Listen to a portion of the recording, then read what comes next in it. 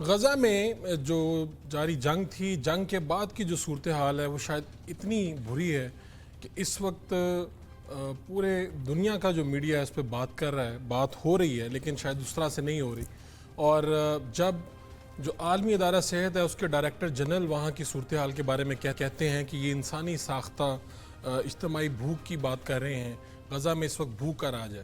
تو اسی معاملے پہ بات کرنے کے لیے آج ہمارے ساتھ موجود ہیں سابق سیکرٹری خارجہ جناب جوہر سلیم صاحب، ہمارے ساتھ رہنما جماعت اسلامی مشتاق احمد خان صاحب بھی موجود ہوں گے. میں جوہر سلیم صاحب آپ سے بات کا آغاز کرنا چاہوں گا کہ یہ جو جارحیت تو شروع ہوتی ہے 2023 میں 7 اکتوبر 2023 میں جارحیت شروع ہوتی ہے اور اب یہ تقریباً 2 سال کا عرصہ ہونے کو آیا ہے. اب جو یہ اس وقت کی صورتحال ہے، تشویش کا اظہار تو کیا جا رہا ہے لیکن اب کیا کیا جائے، اس مسئلے کا حل کیا ہے کہ وہاں پر قحط کی صورتحال ہے؟ جی بالکل، دیکھیں اس پہ میں پہلے بھی بہت زیادہ کامنٹس میں یہ کہہ چکا ہوں کہ یہ مسئلہ جو ہے، حالانکہ اتنا انٹرنیشنل پریشر اس پہ تھا، یونائٹڈ نیشنز میں بھی گیا، سیکورٹی کاؤنسل میں بھی، جی اے میں بھی ریزولوشنز بھی پاس ہوئے، آئی سی جی میں بھی گیا، انٹرنیشنل کورٹ آف جسٹس میں، آئی سی سی میں بھی گیا، بہت سے فورم پہ دنیا میں بھر میں اس پہ احتجاج بھی ہوئے، پوری دنیا کے ملکوں کی اسٹیٹمنٹس بھی، وہ سب کچھ ہوا. لیکن میں یہی کہتا تھا کہ یہ اس کا اگر جو ہے ایک جو سیز فائر ہے پرماننٹ، وہ بھی تب ہوگا جب امریکہ کے جو مذاکرات امریکہ کے آسپیسز میں ہو رہے ہیں حماس کے اور اسرائیلی کے درمیان، وہ اگر کامیاب ہوں گے. اچھا، اب اس میں ابھی بھی کچھ ایشوز باقی ہیں. یہ بدقسمتی کی بات ہے کہ وہاں پہ جو حالت ہم دیکھ رہے ہیں، ظاہر ہے جو تباہی اور بربادی انہوں نے وہاں پہ کی ہے اسرائیلیز نے، اور جس طرح سے وہاں پہ ایک جو ہے اس وقت بالکل آپ نے صحیح کہا، ایک فیمن کی سچویشن ہے، بیسک امینٹیز لائف کی بالکل بھی نہیں ہے وہاں پہ. اگر آپ جب ادھر کی وہ ویڈیوز دیکھتے ہیں تو اب کچھ بھی وہاں پہ نہیں رہ گیا، کوئی جو ایک بیسک زندگی کا انفراسٹرکچر ہوتا ہے، اور ایک بالکل جینوسائڈ کی سچویشن ہے وہاں پہ.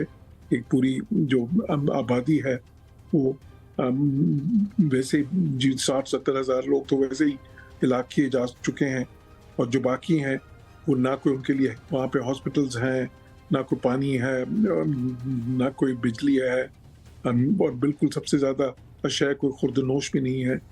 تو اس سچویشن میں ابھی بھی خیر وہ مذاکرات تو چل رہے ہیں، لیکن ابھی دیکھیں ابھی فرانس نے اعلان کیا ہے کہ وہ پیلسٹائن اسٹیٹ کو ریکگنائز کریں گے. اب ایک کے بعد ایک ہی دنیا کے ملک جو ہیں، یورپ کے بھی بہت سارے ملکوں نے اب وہ کر لیا ہے، اور اسرائیل کی جو ہے نا ان کی مرضی کے خلاف کیا ہے اپنا احتجاج ظاہر نوٹ کروانے کے لیے کہ وہ کس طرف کھڑے ہیں اس وقت. وہ سب کچھ اپنی جگہ پہ ہے، لیکن اس وقت جو ضرورت ہے ایک میسو وہاں پہ ایک ریلیف اور آپریشن کی ضرورت ہے، ایک ریہیبلیٹیشن کی ضرورت ہے. مشتاق صاحب، 115 اموات ہیں جو غذائی قلت سے ہیں، اور اس سے پہلے تو پھر اموات کا ایک ڈھیر ہے جو جنگ کے دوران، جارحیت کے دوران ہوئیں. تو اب آپ اس کو کیسے دیکھ رہے ہیں؟ پاکستان سے بھی کچھ ادارے کوشش تو کرتے ہیں لیکن ابھی جو اس وقت کی رپورٹس ہیں یہ بڑی خطرناک ہیں. کیا کہیں گے آپ اس پہ مشتاق صاحب؟ جی بہت شکریہ. بالکل آپ کی بات ٹھیک ہے. جو رپورٹس ہیں خود یونائٹڈ نیشن کی طرف سے جو آ رہی ہیں، دوسرے اداروں کی طرف سے جو آ رہی ہیں، وہ بہت خوفناک ہیں. غزہ انسانی تاریخ کا ایک بہت ہی بھیانک خواب بن چکا ہے، اور یہ اس وقت نہ صرف معصوم اہلیان فلسطین کا ایک وسیع قبرستان ہے، بلکہ یہ انٹرنیشنل لا کی بھی قبرستان بن گئی ہے، ورلڈ آرڈر کی بھی قبرستان بن گئی ہے.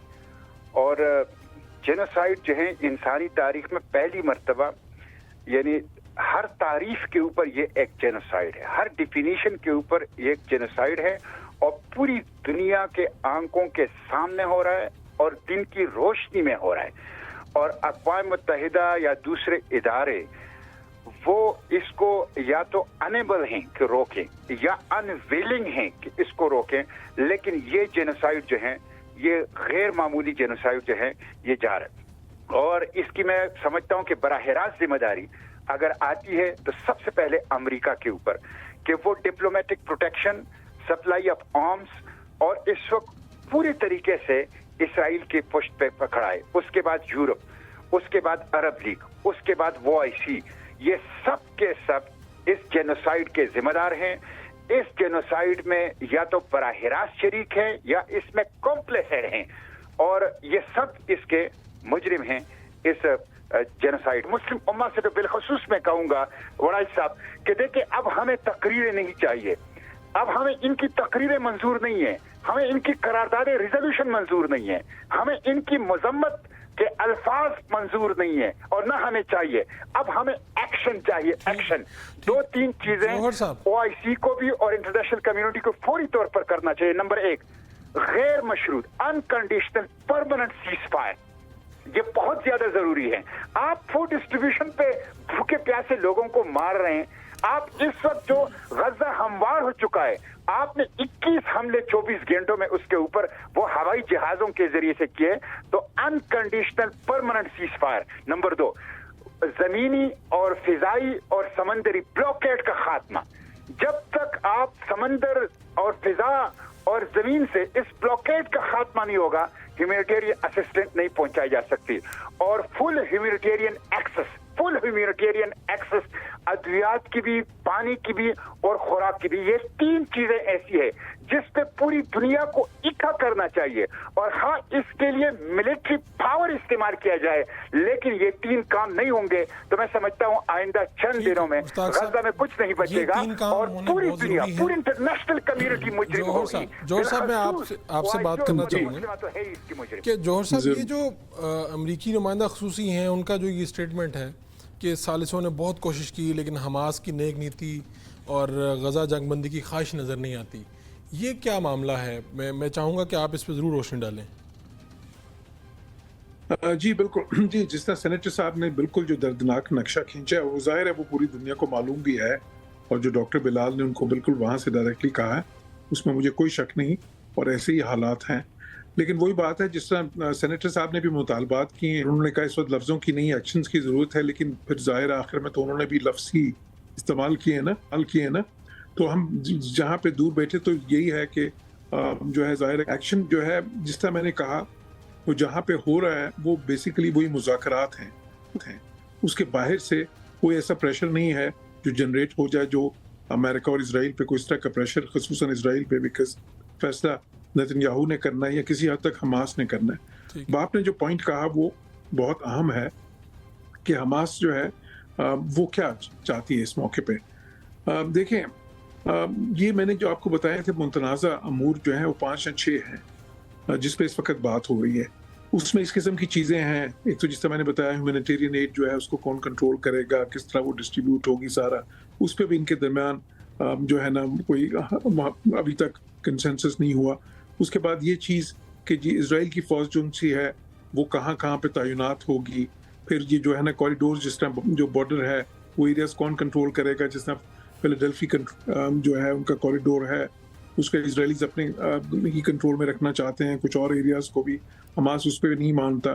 फिर ये कि हमास जो है इजरायली चाहते हैं कि वो डिसार्म करे, हमास चाहता है कि नहीं।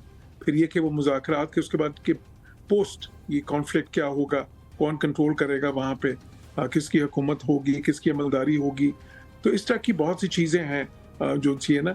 और फिर ये कि जब ये इस वक्त जब जो है ना जो लोग इस वक्त जब रिहेबिलिटेशन का काम शुरू होगा, रिकंस्ट्रक्शन का होगा, तो वो किस तरह से होगा, किसकी अमलदारी में होगा, इस किस्म की चीज़ें हैं। लेकिन इसका जो हल निकलेगा वो भी सिर्फ इन्हीं मुज़ाकरात के ज़रिए निकलेगा, इससे बाहर कहीं नहीं निकल सकता। ये अमर भी जो है ना अफसोसनाक है, लेकिन रियलिटी यही है। मुश्ताक साहब, आपने वैसे तो तफसीली तौर पे ये सारी बात की, लेकिन ये बात तो है कि ये दोनों फरीक तय करेंगे तो फिर ही जाके ये सिलसिला होगा। जंग बंदी के बाद का क्राइसिस जंग से बड़ा क्राइसिस नजर आ रहा है। इस वक्त नेतन्याहू रकावट है, अमेरिका रकावट है। वो चाहते हैं कि फूड की डिस्ट्रीब्यूशन भी उनके पास हो, उनकी मिलिट्री प्रेजेंस भी वहां हो, और वो अपने जो लाशें हैं और जो कैदी हैं वो ले रहे, और उसके बाद जो लीवर हमास के पास है, ये लीवर इनके हाथ से निकल जाए, और उसके बाद वो किसी बैनुल-अक़वामी कानून को खातिर में न लाते हुए वो पूरी की पूरी बम्बारमेंट इनके ऊपर करें और सफ़े हस्ती से उनको मिटा दें। ऐसा नहीं हो सकेगा इंशाअल्लाह, ऐसा नहीं हो सकेगा। तो रकावट हमास नहीं है, रकावट नेतन्याहू अमेरिका है। ٹھیک ہے مشتاق صاحب، بہت شکریہ. مجھے جوہر صاحب آپ کہہ رہے ہیں تو بڑا مختصراً کہیے گا، کچھ کہنا چاہ رہے تھے آپ. جی میں بس یہ کہوں گا، دیکھیں بات تو اس وقت ہو رہی جو انسانی المیہ ہے نا اس کی بات ہو رہی ہے اس وقت. تو ظاہر ہے وہ جو فلسطین کا مسئلہ اس پہ تو ہمارے جو احساسات ہیں، ہمارے جو پاکستان کی پوزیشن بھی بڑی کلیئر ہے ساری اس کے اوپر. کوئی زیادہ چیز تھی اس وقت حماس کو بھی چاہیے تھا کہ ٹھیک ہے جی اتنی زیادہ شرطیں اس وقت نہ رکھیں، کم از کم یہ امداد تو شروع ہو، اس کے بعد ان کی جنگ تو جاری رہے گی. وہ تو فلسطین حوالے کر لیں، شرطیں نہ رکھیں، بس ٹھیک ہے انسانوں کو بچا لیں. سینیٹر صاحب آپ جذبات سے کام لے رہے ہیں، اب ذرا جذبات کی بات نہیں ہے، اصولوں کی بات ہے. آپ دہشت گرد کو دہشت گرد مظلوم اور دہشت گرد کو ایک ہی پلڑے میں ڈال رہے ہیں. آپ کہتے ہیں وہ سیاست نہیں کرے، وہ آزادی کی جنگ لڑ رہے ہیں. تو سینیٹر صاحب اصولوں کی بات جو ان سی ہے نا وہ تو پھر یہ ہے کہ اس وقت سب کو سب کچھ بھول کے، سب سیاست بھول کے، سب کچھ بھول کے صرف جو انسانی المیہ اس کی طرف آنا چاہیے، سب سے پہلے اس کا حل کرنا چاہیے نا.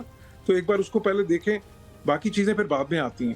اصل چیز تو یہ ہے، اور اس کے لیے ان مذاکرات کا کامیاب ہونا ضروری ہے. کوئی اور آپ طریقہ بتا دیں. ابھی تو آپ نے مذاکرات میں کامیاب ہونے کے لیے مذاکرات میں کامیاب ہونے کے لیے وہ فلسطین سے غزہ سے ہاتھ دھو لیں. جی نہیں جی دیکھیں بات یہ اس وقت پریکٹیکل بات ہے نا، ہم جب ان پہ امپریس اپون کرتے ہیں، اصل چیز تو اب اس مذاکرات سے ہی ہوگا جو بھی حل نکلے گا. باقی ساری چیزیں تو نہیں کامیاب. مذاکرات تو اسرائیل نہیں مان رہا نا. آپ کا پوائنٹ آ گیا مشتاق صاحب. آپ بھی بات یہ ہے کہ اس وقت سب سے بڑا یہ ہے کہ اس وقت غزہ جو ہے وہاں پہ بچے جو ہیں، مائیں بتا رہی ہیں کہ بچوں کا وزن 40 کلو سے 10 کلو رہ گیا، بھوک کا راج ہے. یہ معاملہ جو ہے اس کو پوری دنیا کو اٹھانا چاہیے، پوری شدت کے ساتھ اٹھانا چاہیے تاکہ یہ مسئلہ حل ہو.